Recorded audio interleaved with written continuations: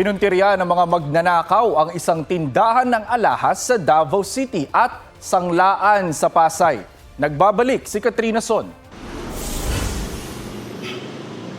Isang malaking hukay sa sahig ang tumambad sa mga empleyado ng sanglang ito sa Pasay pagpasok nila kanina.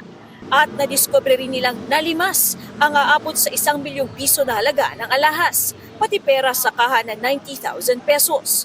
Ayon sa pulisya, posibleng kagabi ang panloloob lalo't sarado ito kapag linggo. Hinala ng pulisya, mga miyembro ng termite gang ang salarin. Patuloy ang investigasyon. Itong Sabado naman, nilooban ng isang jewelry store sa loob ng isang mall sa Davao City. Ayon sa pulisya, tanghaling tapat ng pinasok ito ng 4 na sospek. Bumunot ng armas ang isa at nagdeklara ng hold up.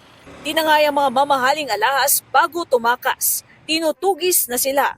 Sa ngayon, hawak na ng pulisya ang fingerprint ng mga sospek at narecover na ang mga motorsiklong ginamit sa pagtakas. Sinusuri na rin ang CCTV footage doon.